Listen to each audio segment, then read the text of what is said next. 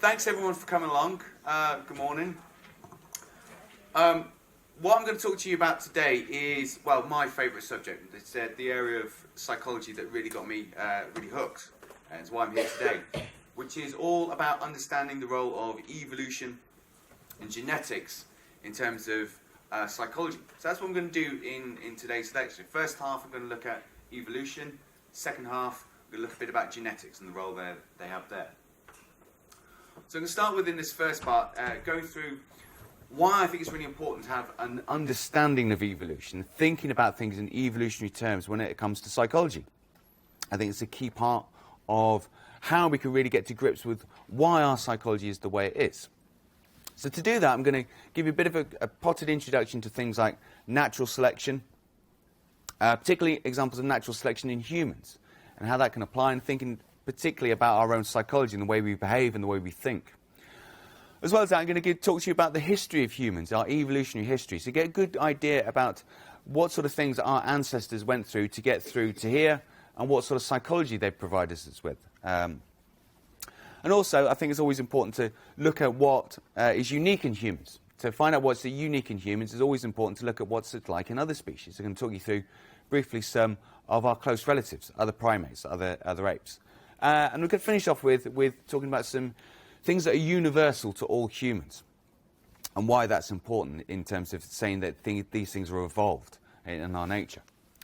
So I'm going to start off with evolution. And I'm going to start off with a question. What's this for? This tool here. What is it for?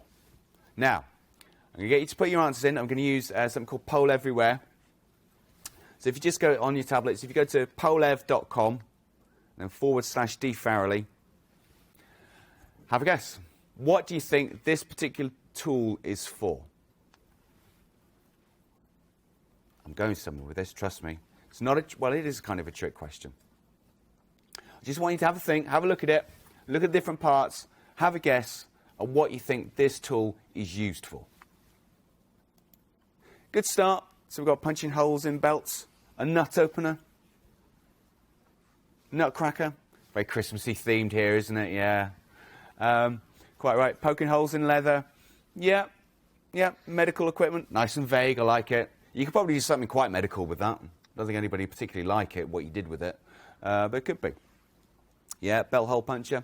Yeah, so you're going about it the right way. You're looking at it. You're thinking about it. I say so maybe you could just put the belt in there and clip down. And it's not very sharp. Do you think that would puncture a leather belt? Could do. The answer about what it actually is, it's an olive pitter. So what you do is you put a little olive in there and you press down and the pit comes out of it. Just gets the seed inside of it out. That's what it does. That's why you can see it. And why I'm asking you that is because now you know what it's for, you understand what its purpose is, you can look at it and you go, okay, the people saying it's definitely something for punching holes in. But you think, okay, well, actually it's a bit blunt, so maybe it wouldn't pierce through leather, wouldn't really get through a nut either. So I think, okay, it's probably something a bit softer than that. Now we know it's an olive pitter. So we know, oh yeah, perfectly, an olive will fit in there. That'd be nice, and it'll just come out, shoot out there. Now, once you know what a tool is for, you can understand how the different parts work. You can understand how it functions. You can understand why it's designed in that particular way. And that's just the same when we think about our brains. We need to think about, well, what are our brains for? What purpose do they serve? Why are they in the current state that they are after millions of years of evolution? And the answer is our brains have been shaped by evolution over that period of time to help our ancestors and us solve problems that we faced. And those problems would have helped us survive, helped us reproduce, so we'd have offspring who would inherit those same genes that create the same brains. That's what evolutionary psychologists do. We think about the brain as being something that's evolved. We understand what it's for. And once you understand what it's for, you can work out what all the different parts are. Now, too much time in psychology has been spent not really thinking about what the brain's for, just trying to understand it. So looking at the different parts, looking about how we think about things, how we understand things, which we don't always do very well. Once you know what it's for, it makes it a lot easier to do. So that's why I think it's really important. In order to do that, we really need to have a grasp about, well, how does evolution work? How do we actually get to the stage where our brain is designed for a particular purpose? It all comes down to natural selection. So this is Darwin's idea, Charles Darwin's idea, that evolution happens by natural selection. And for him, there's 3 parts to it. First of all, there's variation in a trait. So any particular characteristic could be intelligence, could be height, could be anything. If there's variation within a population for a particular trait, then what will happen is we'll be able to act on it. So some will be more successful, some will be less successful. But what will happen is those that are successful will be more prevalent in future generations. The other point is inheritance. Those traits need to be passed on to future generations. So any trait you do have with it variation needs to be passed on. So things like your height, your intelligence, which is by and large passed on, needs to be inherited by your offspring. But this last one is the most important thing, selection. What we should have is that the ones that are best, those particular variations that best help individuals survive, help them to navigate around the world, help them to find a mate, find a partner to whom they can then have offspring with, to inherit those things, are going to be really key. So this is Darwin's idea, natural selection, really simple idea. Very easy to grasp. It was nothing ever complicated, but just the sheer understanding of it is quite difficult. What I'll do is I'll give you some examples so you get a good sense of it. Right. I'm going to ask you a question about which things you find more scary. Anybody really got a real fear of spiders? Okay, if you have, you might want to close your eyes for just 5 seconds. So is this scary? Even though those of you who don't have a fear of spiders, have some urges. Yeah, we're scared of spiders. Now, who's got a irrational fear of, or real phobia of, pictures of prescription pills? No, you don't, do you? Which is more scary? Spiders or prescription pills? The answer should be prescription pills. These are much, much, much more likely to kill you than spiders are. But we still have a real fear of spiders.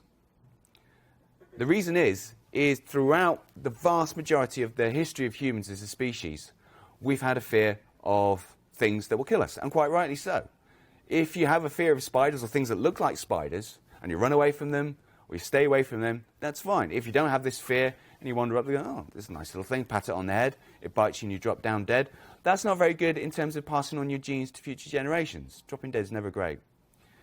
So we evolved this fear of it, because those that ran away from spiders, avoided them, were much more likely to survive.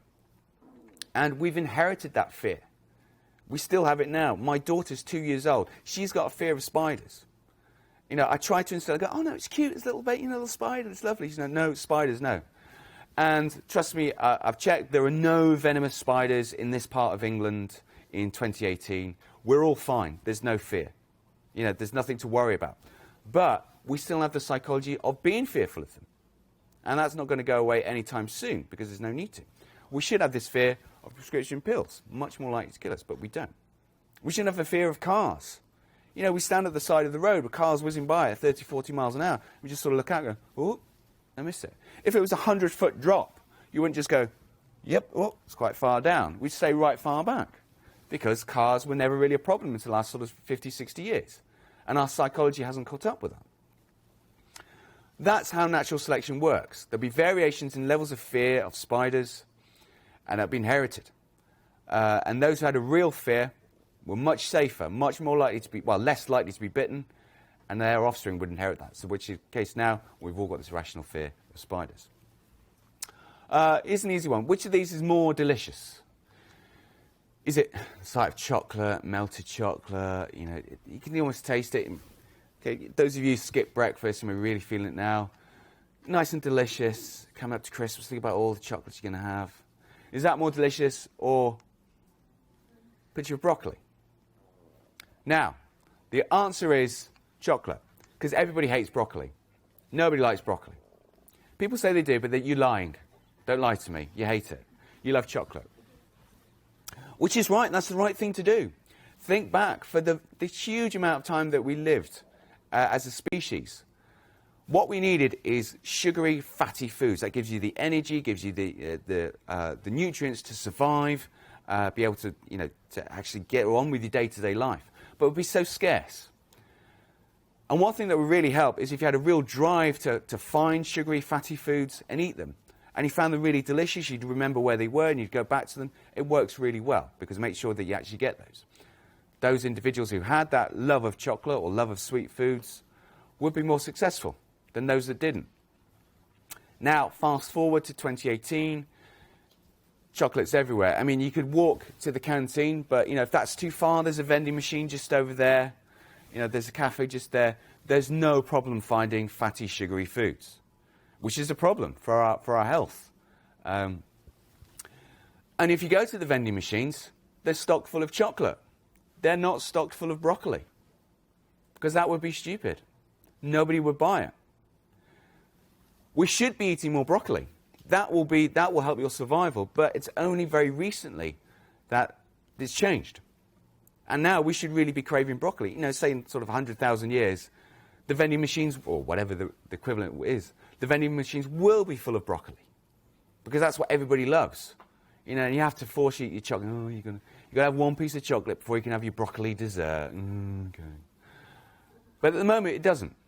We don't need it yet. Eventually, it might catch up, but it won't. That's why we don't crave foods like this, but we crave foods like that. And that's natural selection. You can see that immediately. Think about that. That is how natural selection, how evolution has shaped your psychology. And it's shaped lots of other things. It shapes how we view things. How do you feel about this? This is a snub-nosed monkey. Now, snub-nosed monkeys live in China, in rainforests in China. And they live in groups. They tend to live in groups. And what they do is they sort of huddle together in the rain when it's cold and horrible. I mean, this one's obviously on its own, so it's probably an orphan. Its parents died and those sorts of things. And they all sit like that in groups, sort of hugging each other. They're endangered, though, like most parts in the world where we're reducing the amount of rainforests with deforestation for agriculture. Their homeland's depleted. So if you set up a fund to support the snub-nosed monkeys, and I passed a bucket round and asked you to make a donation, you'd look at that and go, yeah, I'll help those guys. I can show you another picture of snub-nosed monkeys. Oh, he's lovely. And you go, oh, okay. Well, maybe I won't give money. So you look at that and you think, that's not as quite. But don't forget, give you money, but no, don't worry about it. I know Christmas is coming, but forget about that. But they all need our support. You can go like that. And what happens, and you can do, it's great fun.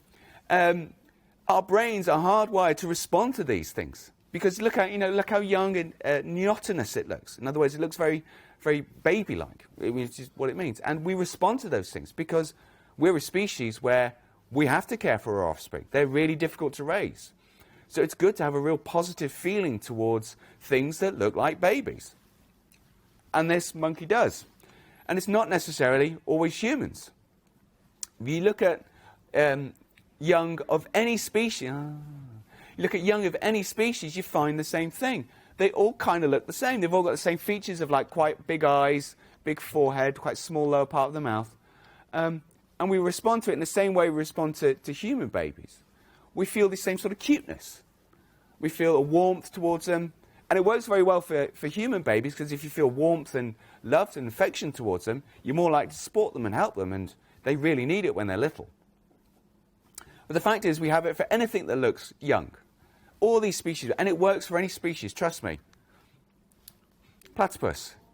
Oh, even little stingrays. Even though they do look a bit like ravioli, but they look cute things. Oh. That's your psychology kicking in. That's that drive to like things that are neotenous and they're cute. It works because those individuals in our history who had that drive were more likely to take better care of their offspring. Those offspring would be better when they grew up and pass on that and so on and so on. Other people have worked out this is right. Walt Disney worked out this is right. So this is from Mickey Mouse. I forgot who it was. Yeah, you should know who Mickey Mouse is. This is the original Mickey Mouse here on the far right. He looks like a mouse. Looks quite rodent-like. But over the years, it's evolved, and it's got more and more neotenous, just like the baby features. If you look at them, like that, big eyes, big forehead, lower spot of the mouth, that's exactly what Walt Disney did. And that was, that was a response to, making it more desirable, and eventually for Walt Disney making more money out of films and of merchandise in his resorts. But again, that all plays into our evolved psychology. We know these things. We know how we respond to that. And it affects lots of different things. So that question I just asked you about, when I passed the bucket round for the snub-nosed monkey, and you give some money to charity. Now, if I ask you, this is part of the time of year where we have a good season of goodwill to all, and if I asked you, after you give money to that charity or some other charity, and I said, why did you give that money to charity? Most of you respond, felt better for doing it. Gave me a nice glow. I felt sorry for the person. Which is right, that's the correct answer. That's the correct sort of answer you'd expect to give. But what I'm interested in is why you get that warm feeling, why you get that sense of heightened mood from giving to charity. Because there must be a reason for it. Why are you giving away your money in order to feel good? That doesn't make sense. So we need to understand that. And this is where we look to other areas of psychology, or other ways where we study behaviour. So we look to the ethologists. In other words, the people who study animal behaviour. And one guy here, Nico Tinbergen, he famously tried to understand all aspects of animal behaviour as being at different levels of causality. In other words, there's different levels at which you can understand the behaviour. And it's sometimes called his 4 whys. So you say, why do you give money to charity? You can answer that why 4 times. You can answer it in what's called a proximate or mechanistic way. So in other words, you'd say, well, I felt good for doing it. I ate chocolate, it made me feel nice. That spider made me feel really scared. That's the immediate response. And that's what most people would answer with. You could answer in what's called also the developmental or ontogenetic case, which is how you might answer it in terms of your history as an organism. Say, well, I know from a young age that chocolate's really delicious, and I learned to love it, so that's why I ate it. You could ask it from a historical or phylogenetic course, so talk about it in terms of the history of you, history of humans. Say, well, humans have evolved to digest particular sugars and fats in high concentrations, and this is a good sort. I mean, a bit of a strange answer to the question is like, why do you like chocolate? But it's still a legitimate answer. This last one, this functional or ultimate cause, this is what I'm interested in. When you look at psychology from an evolutionary perspective, this is the most interesting one. Because that's saying, well, why? What's the value of it? Why is this adaptive? Why is there a benefit for you eating chocolate? And the answer would be, well, I need that energy. It's a good energy source, and I need that to be able to survive in a particular environment in order to have offspring who inherit this love of chocolate. Again, it's a weird answer to the question. If you ask someone that and they said that, you think they're a bit weird. But that's what I want to understand. So thinking back to why we give money to charity, you can answer those 4 questions, that question 4 ways. Firstly, the approximate way, it makes me feel good, it lifts my mood. And that's what happens. When we give money to charity, it does make us feel good. And you put money in a bucket and they say, do you want a sticker? And you go, no, I don't want a sticker. You do want a sticker. Take the sticker. Wear the sticker with pride. You go, oh, okay, I'll take the sticker. And you just go, oh, sticker. Everyone loves stickers. Or you could answer in a developmental way. Well, charity has been a norm in the culture that I live in. So, you know that you give money to charity and that's something that's expected, that's something that's rewarded and positive. You do it. Or you can say, well, my ancestors benefited by being charitable. They entered into collaborations with different individuals, and that was successful. And as a result, they have these emotional urges. Our emotions change, which drives us forward. The last one, the function. What's the ultimate reason you give money to charity? Well, there's a number of different things. Firstly, you could be signaling your charitable nature. So, look, I am a charitable person. I will give money to this individual. So others may see, oh, this would be someone good to trust, good to work with, good as a potential partner. Or it could be the fact that, well, I know that we need, as a group, to be successful. So to do that, we need to support each other. And if I support this individual, I'll get support back from them. And as a result, people will be better off. People will be more likely to increase their own likelihood of surviving by cooperating with each other. And we will. Cooperation is a big part of our psychology and our evolved psychology. we did much better in groups than we did on our own. So it spills over here. So exactly the same question answered in 4 different ways. Most of the time in psychology, it's the first one. You think about, well, we help other people and it makes us feel good. Okay? But why? That's what I'm really interested in. Going, why?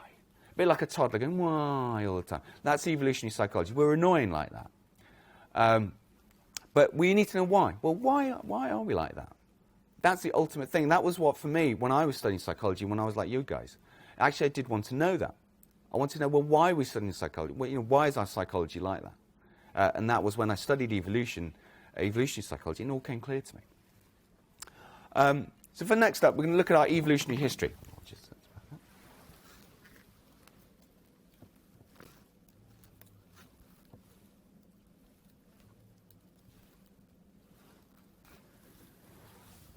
So I think it's important that to understand our psychology has evolved, it's important to understand us as a product of evolution. Look at our evolutionary history.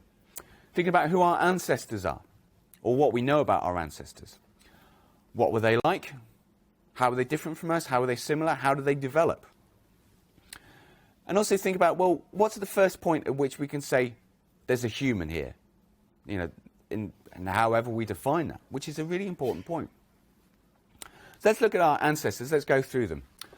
First off, we got the Australopithecines. So this was the first species we know about when humans and chimpanzees in their earlier form split off into the 2 different branches. Probably with, we changed habitat. The first species we know that's different in the human line are the Australopithecines. And they weren't that much different than modern-day chimpanzees. They were similar sort of size, could maybe walk on 2 legs, which is an important point. Probably still lived in trees. Brains not that much bigger. So not much difference. But you can start to see, particularly in terms of their physiology and their physique, starting to appear a bit more human than, say, other chimpanzees or other apes would do. After that, we've got the first Homo species, getting to Homo habilis, who lived about 2 million years ago. This is where we really start to see some really human traits come in. First, he was called the handyman because lots of tool use was evident here. So quite often find in remains that lots of tools, particularly hand axes, we use. So when we start to use tools, suggests we started to be able to think differently. Our cognition changes. Getting a bit bigger, so about 5 foot tall, 100 pounds, so still, still a lot smaller than modern day humans. Probably walked on 2 legs, really important thing for us, and ate meat, which was a change. So all the other great ape species don't eat meat, or don't eat meat regularly. Humans did, and that gave us a lot more energy to change. And the brain's getting bigger. And also there's some evidence from the shape of the brain that certain parts of the brain that relate to speech that we have modern days was growing, was developing. So maybe they could start to use speech. And so maybe we're seeing here the origin of language in us as a species. And then we've got Homo erectus, which is about 2 million to about 300,000 years ago. So really quite recent. Using more tools, using fire, other things like burying the dead, using art. So lots of cave art coming around. And very much like modern humans, only the head and the face were slightly different, so a bit more of a pronounced brow ridge and a lack of a chin. Brain getting a lot bigger. So the size of brains in these human species grew very, very rapidly. There was a massive increase in brain size. Okay? And that's where our psychology comes from. So it was really interesting to see how fast it happened. And that's probably our direct ancestor. Now, this is, you don't think it went like that, 1, 2, 3, and then, whoop, one day modern humans arrived. This is a better idea of the different human species, starting with the Australopithecines here, and some of them tend to other forms of Australopithecines, and Homo habilis came here, and it's a bit, as it gets nearer, it gets more of a mess. So we've got Neanderthals there, we are not our relatives. We've got Floriensis there, Homo erectus, and Homo. So it's a mess. But where would you say humans first arose? There's no point here where we say that's where humans came from. That's the start of humans. And you wouldn't expect it.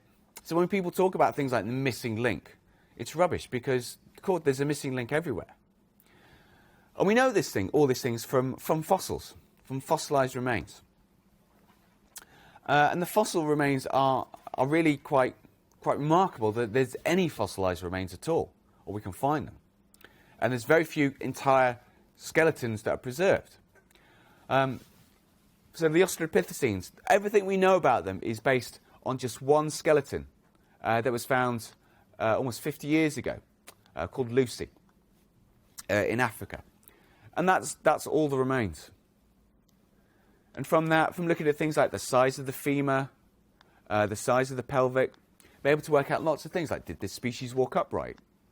Did not. Would you look at the size of the arms, or were they actually still living in trees? When people talk about the fossil records being incomplete, of course they're incomplete. It's really difficult to find anything fossilized, but we are finding things I'm not going out finding, other people like me, well, not like me. I'm reading about it. And one really interesting one that I read about that I wasn't involved, I'm glad I wasn't involved in this one. A couple of years ago, in this cave in South Africa, a new species, possibly new species of early humans was found called Homo naledi. And to get there, anthropologists had to go through there and crawl through this area, which is just 20 centimetres wide, and another bit there. But when they got there to this cave here, they found lots of human remains of a species that, not quite sure how old they were, but it weren't clearly modern humans. Anatomically, they were different, but all the remains were there. And it was fascinating discovering, we're still trying out lots of things about them. But then the question asked is, how did they get there? If this is so small, how did they get there? Now, maybe they crawled in there when there was a flood or something to protect themselves and got stuck or drowned. That's one view. Another view is maybe they were buried there. Maybe they were buried there alive by other species. It's really interesting. I've spent the whole lecture talking about fossils, but I think it's a fascinating area. But luckily, there are people crawling through these little tiny gaps for us, so we know about these things. From that, we can know a lot about our own ancestry, our own history as a species. And from it, we can know a bit about where we lived and the environment we lived in. We know that for a huge amount of our evolutionary history, we lived here. It's on the right-hand side, the Great Rift Valley in eastern Africa, which is modern-day Kenya, Somalia, Ethiopia. Just this area here. And we lived in what was called grassland savannas that looked a bit like this. Not completely, though. Probably had more trees. This is what it looks like now. So from about sort of 2 million years to about, say, 100,000 years ago, probably earlier than that, that's where we lived. It's a huge amount of our evolutionary history. We lived there. The amount of time we've lived in, say, Northern Europe is, it's barely in a blink of an eye. And the sort of societies we lived in is what's called a hunter-gatherer society. So you hear people talk about hunter-gatherers. That's what it was like. We lived in environments like this, probably wasn't quite as idyllic as that, of about 100 to 200 individuals in a group, in a clan, living together, which includes your immediate relatives and other group members, other people you worked with, other people who you interacted with regularly, hunted with. And it's hunter-gatherer, and there was a division of labour between the sexes. So the males in the group were hunters, so they go out hunting in large groups. Women were gatherers, okay? But also women did quite a lot of hunting. Actually, quite often women were more successful at hunting than men. The men would quite often hunt really big things, be unsuccessful, as much as men do nowadays. They try to show off and fail miserably. Or the women do all the work. Some things haven't changed. So that's what we think about when we talk about the environment humans evolved in. Is that everything that happened here, and when we lived in groups like this, all the problems we faced here, be it interacting with groups, trying to find a mate, avoiding predators, finding food, learning to understand each other, it all happened in environments like that. And it's only very recently where we moved to modern sort of Western societies like this, completely different. So how do we know we lived like that? Well, we know that quite a lot from archaeological remains, but we also know it because there are still humans living almost completely like that in modern times.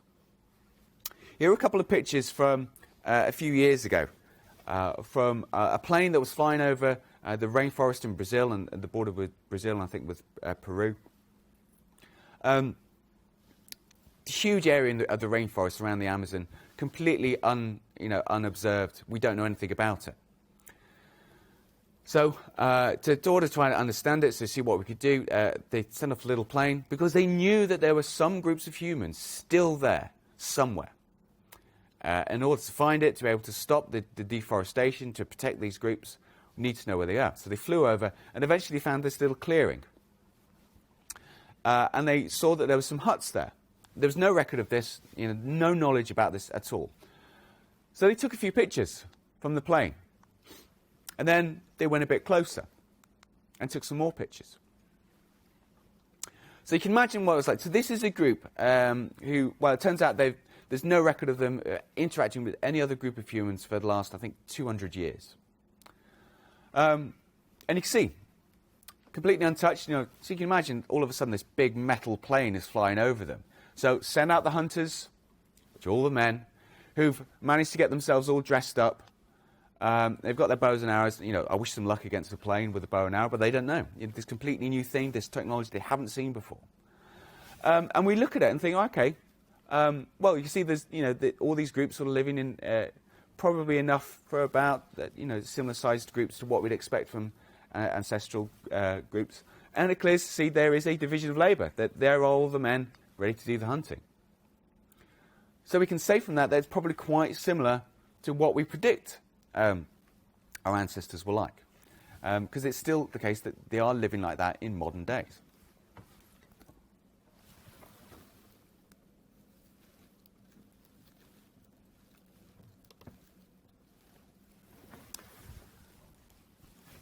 So, the issue now as psychologists is trying to understand how everything that helped us here, all aspects of our thinking, of our behaviour, of our knowledge of the world, which helped us survive here, is still relevant now in modern life. Because we've got exactly the same psychology that would help us here, and it's here. Okay? So we're now living in an environment completely different where you've all got up early in the morning and it was dark. Why did you get up when it was dark? Your ancestors didn't get up when it was dark. We're all pretty stupid for doing that. And you travelled in and you sit inside, and because we live in a part of the world where you can't survive without heating, and it's getting to the stage we can't survive without air conditioning in the summer, so we all have to be indoors, and we're all sat underneath the artificial light, we're looking at a screen, and it's a week before Christmas. What are we doing? So it's really bizarre. But we've still got exactly the same. We've still got this fear of spiders. We've still got this love of chocolate. And it's all there, but we have to live in this new environment, this new world. So that's what we're really interested in, is understanding where there's this mismatch between it.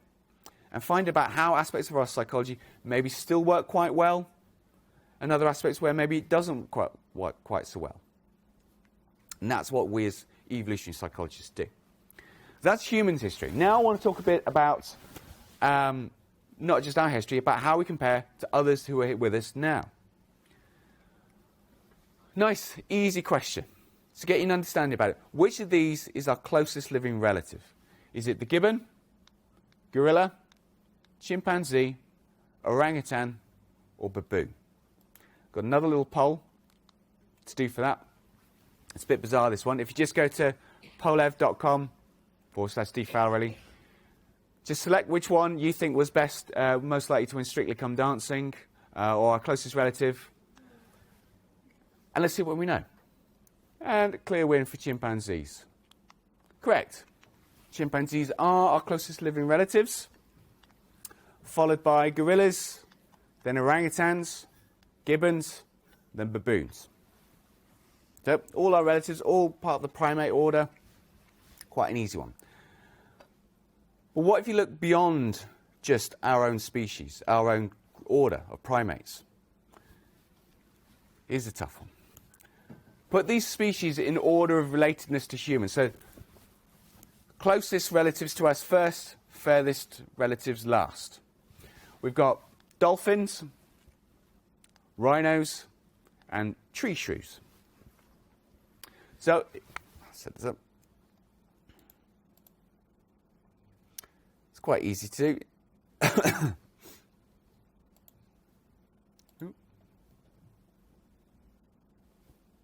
There. So if you think it's dolphin, tree shrew, rhino, text that code or put that code into, activate it, into poll everywhere.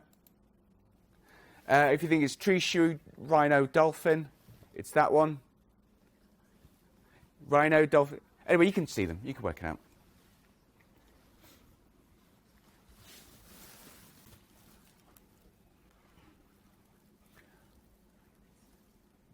So not as easy a question as the last one. And I just try and remember what the right answer is. Yeah, I've got it. The correct answer. People stop finishing. People still going. Oh, finally, someone's got it right. It's the last one. It's tree shrew, dolphin, rhino. We are more closely related to tree shrew than the other two. Don't always base it on what you think is most likely, based on other characteristics. The tree of life is incredibly complicated. We are just one small part of it. And this is a sketch that Charles Darwin actually did in his notebook. Previously, we used to think that humans were at the top of it, that, the tree of life, everything aspired to be humans. We were the most important thing. We were created in the image of God. But he was saying, no, we're just one small part of this huge tree of all species. And now there's a really interesting website here where they actually map it. So if we start from, let's start, oh gosh, where are we going? Yeah, it makes me a bit sickening, that. Go all the way into mammals. Are we going into dogs? Are we going? All right, we're starting with dogs, apparently. Let's put in humans. You put in humans. You find out where we are. Yep, humans. There we are. We're not, we're not under conservation. We're least concern. But then you just scroll back. And there we are. There's all the primate species. So there's chimpanzees, all the apes. There's all the New World monkeys. So all the monkeys and apes, all the primates, and then we've got all the primates there. So we've got all the lemurs there, and the tree shrews. There they are. We're very closely related to tree shrews. We go back over here. Dolphins and rhinos are there. You just drag out and drag out. All of a sudden you get a bit of perspective about our place in it all, which is very, very tiny. All the different species there are. All the different orders there are. We're just one, we're at the very apex there. All the different species. And this was something that Darwin realised, which other individuals maybe didn't, that actually we are just one part. We are one species amongst many, many, many.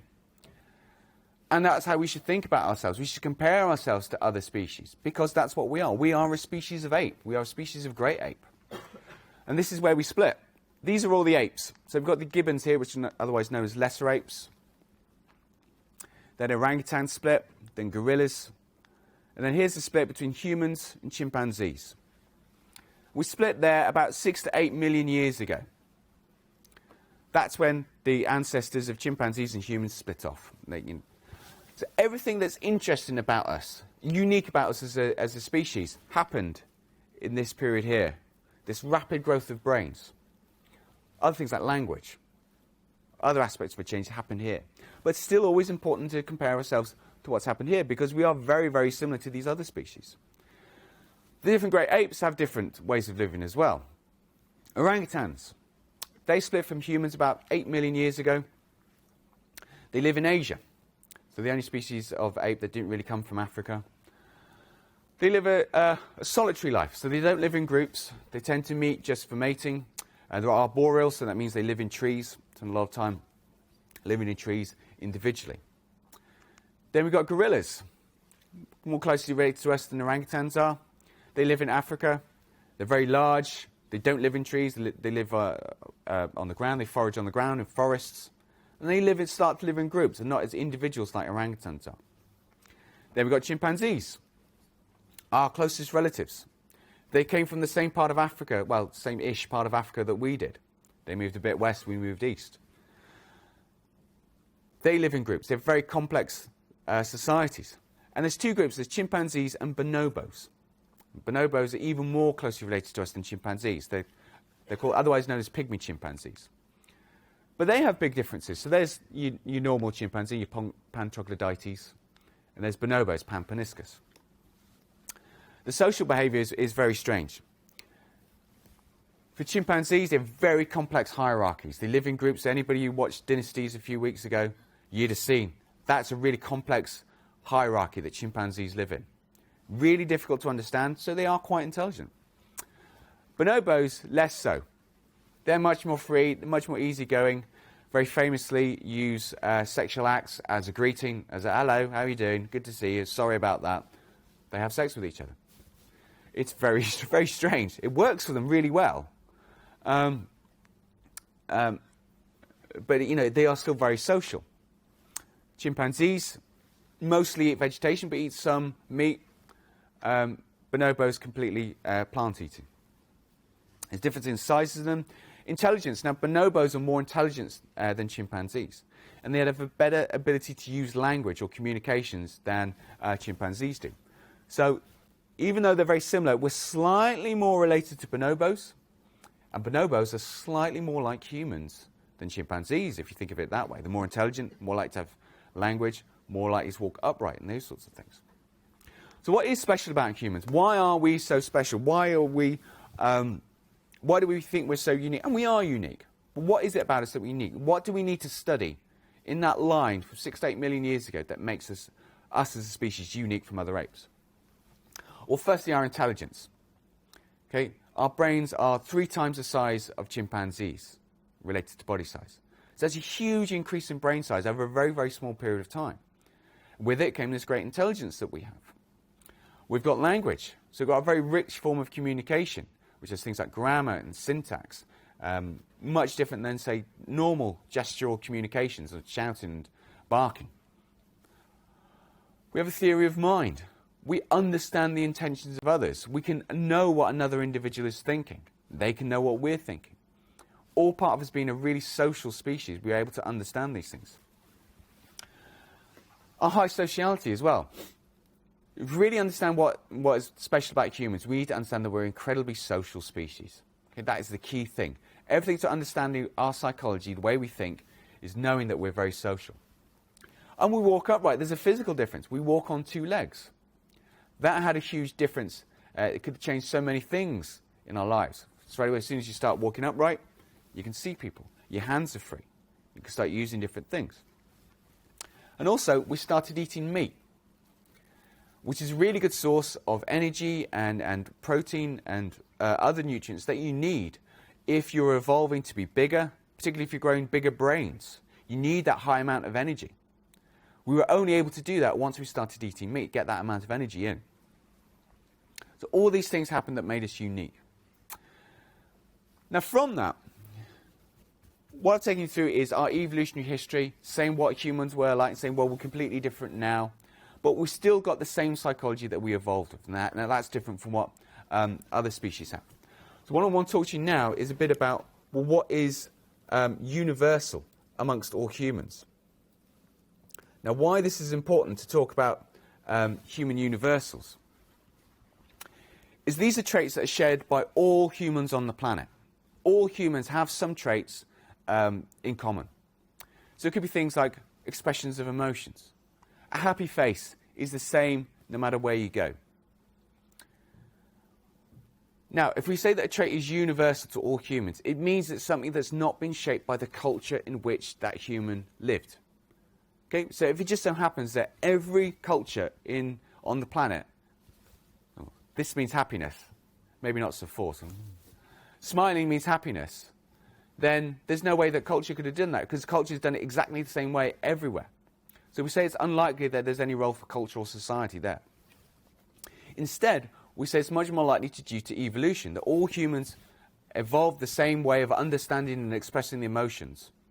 And that happened over millions of years. Then after that, we came out of Africa and populated everywhere around the globe. We still have that way of expressing emotions. They still have that way of understanding emotions. And that'll be everywhere. It might be traditional society, so I bet if they actually did go to that group in the Brazilian rainforest, which fortunately they don't, a smile will mean exactly the same thing. Okay, and it's the same as it means here.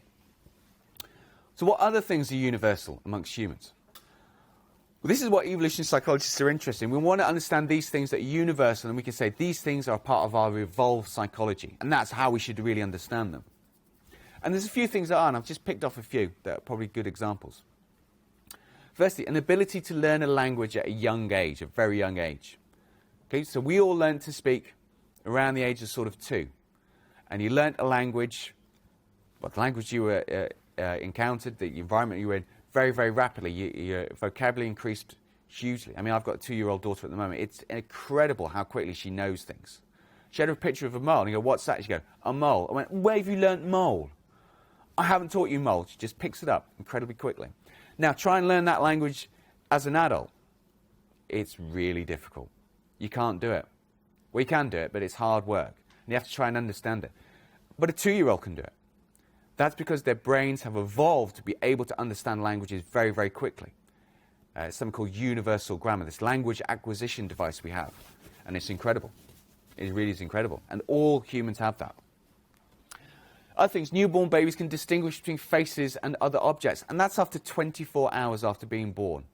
They're more likely to look at mobiles that have faces on them than mobiles of other objects. And, like I said earlier, we're a very social species, so that makes sense. We need to be able to respond to faces, know what they're about, and judge them. We're also very likely to be cooperative, and we form groups that are cooperative. So if you go to any society, you find there are norms about cooperating. Individuals will cooperate with one another. Because there's a benefit to doing it. You're much more likely to be successful and survive if you cooperate and help each other than if you don't. Our expression of emotions, the way we understand emotions, that's universal. And you find that in all societies. Other things about sex differences. So we find that men are more violent than women. Again, this is something that's universal, so it's not necessarily a cultural thing. Culture will shape it, culture will alter it. Maybe how it's expressed, the prevalence of it. But in all cultures, you find men are more violent than women. Again, that relates to things to do with the division of labour, to do with hunting, to do with the differences in terms of mate choice. Men tend to compete with each other for women, for partners. So that competition gets fierce and get violent. And the last one is what we find attractive in other individuals. So men tend to prefer physical attractiveness in their partners, or women tend to prefer signals of resources or status in the potential mates. And this is always a good one to think about, because we always judge the other sex as being shallow. For them, oh, she's only interested in him because he's got lots of money, or he's only interested in her because she's good looking and attractive. But the truth is that's what your ancestors did for millions of years, is they picked those individuals, and they were quite successful for doing that. So actually, it's not a bad thing. We judge it indifferently. But actually, this is what happens, and that's universal. You find that in every single culture around the world. So that's what I want to leave it for this first part. Hopefully that's given you like a bit of an idea about, well, why I think evolution is important to understand psychology, that we need this as a basis for it. And the fact is that, well, maybe we don't, maybe we should eventually. Looking at it through some key aspects of it. So getting this grasp of natural selection. It is a very simple idea. When Darwin came up with it, other biologists were annoyed because it was such a simple idea about how life evolved on the planet. But understanding it, really appreciating it, particularly when it comes to humans, is difficult. And that takes some doing. But hopefully there's examples of natural selection that are really immediate. Our love of sweet, sugary foods, our fear of spiders and snakes. Gives you a clear idea, well, actually, yeah, that makes sense. They can then see how that's evolved and why that's still with us in present day. And thinking about our evolutionary history. Okay, so we need to have that grounding about where we came from to understand, well, what's different now? Where did these things like language, intelligence come from? And then comparing it with our close relatives. And lastly, looking at these universals to get a better sense about actually what is universal amongst us. In other words, what are things that all humans share on the planet? And when we know that these things are there, we know that they're probably the result of evolution.